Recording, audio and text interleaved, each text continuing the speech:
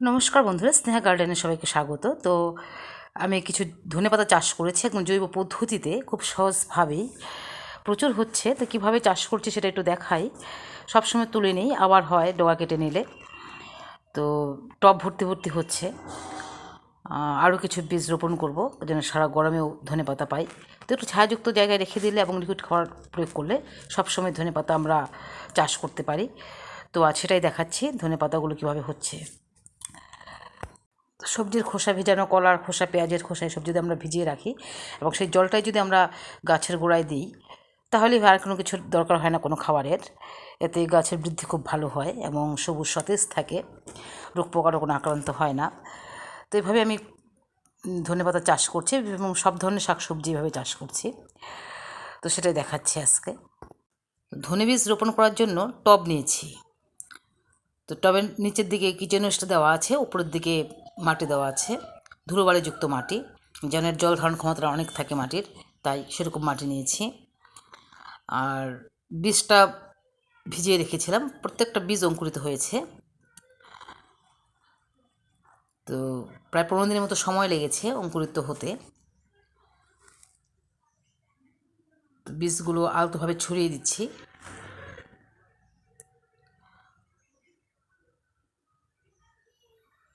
তো একটু হালকাভাবে দিচ্ছি, যেন পাতলা পাতলা করে দিচ্ছি, আর ঘন হয়ে গেলে ভালো হয় না।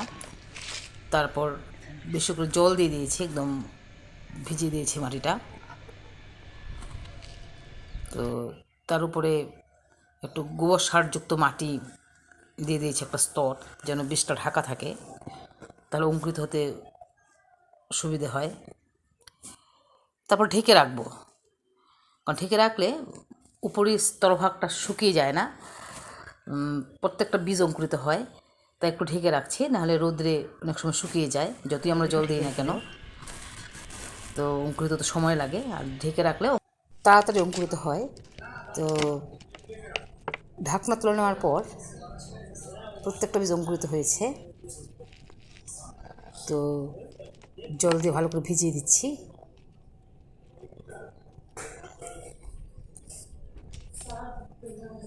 অনেক বীজ এখন অঙ্কুরিত হয়নি, তো সেগুলো হয়ে যাবে।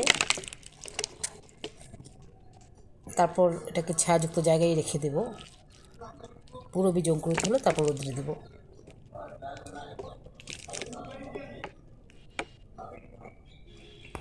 তার কয়েকদিন পর এতটুকু বড় হয়েছে।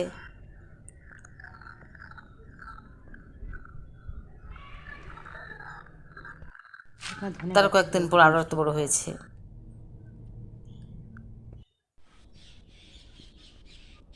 এখনও কোনো খাবার প্রয়োগ করিনি, কারণ যথেষ্ট খাবার দেওয়া আছে, নিচে কিচেন ওয়েস্ট দেওয়া আছে।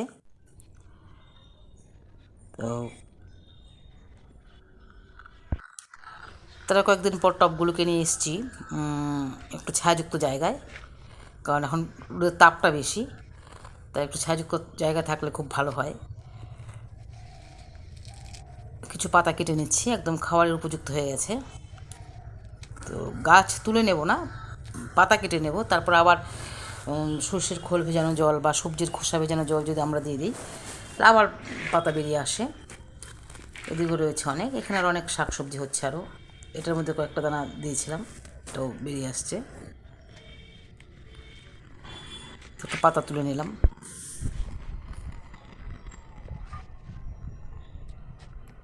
এদিকেও আছে অনেক একটু শাক,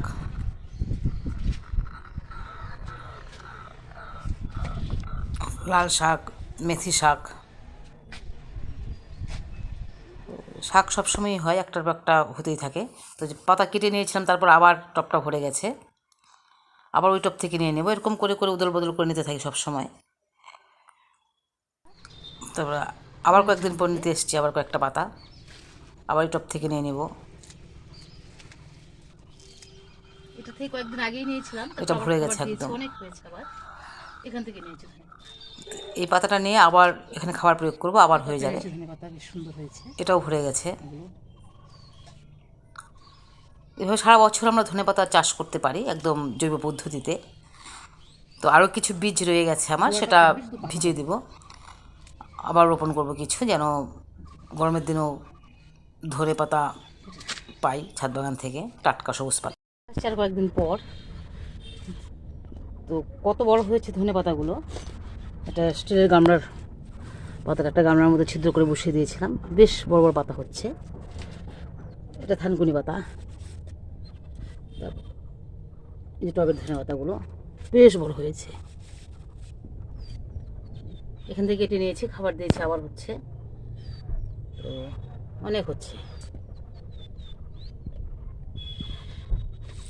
প্রচুর হচ্ছে। খুব সহজভাবেই করি। তো একটু লিকুইড খাবার দিয়েছি আজকে, আবার খাবার ভেজানো আছে আমার। এখান থেকে জল তুলে নেব, এই জলগুলোই দিই।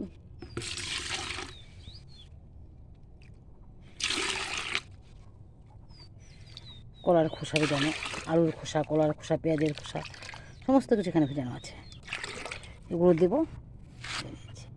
একটা পাতা তুলে নেব, বড় বড় পাতাগুলো নিয়ে নেব সাইড থেকে।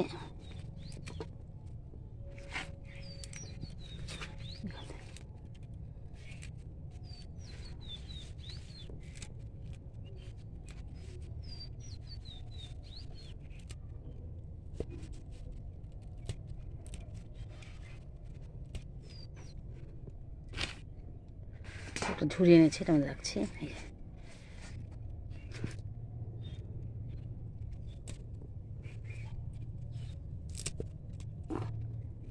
এতটুকু নিয়েছি, এতটুকু নিয়েছি।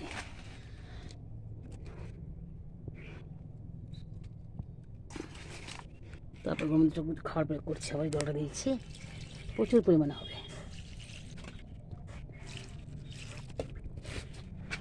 এটা দিয়েছি, দিয়েছি থানকুনি পাতা, প্রচুর হচ্ছে। ধনে পাতা নিয়ে নিলাম, সবসময় নেই, যখন লাগে তখনই নিয়ে নিই। তারপর নিয়ে নেব কতগুলো পেঁয়াজের পাতা, অর্থাৎ পেঁয়াজ কলি যেটা বলি। আর পাতা কেটে নেওয়ার পর খাবার প্রয়োগ করলে আবার হয়, অনেক দিন থেকে নিয়ে নিচ্ছি এখান থেকে। কাঁচা টমেটো নিয়েছি কিছু। তো ভিডিওটা আর বেশি বড় করছি না, এখানে শেষ করছি। তো আপনারা ভালো থাকুন, সুস্থ থাকুন। আর আমার ভিডিওটা ভালো লাগলে সাবস্ক্রাইব করবেন এবং বেশি করে শেয়ার করবেন, একটু লাইক করে দেবেন। তো আজ এখানেই রাখছি। প্রচুর শাকসবজি হচ্ছে, পুরো বেড জুড়ে হচ্ছে, পালং শাক হচ্ছে অনেক, এবং গরমের সবজিও তৈরি হচ্ছে, আবার চারা তৈরি করছি আবার। তো পুরোটাই দেখাবো। তো আজ এখানেই রাখছি।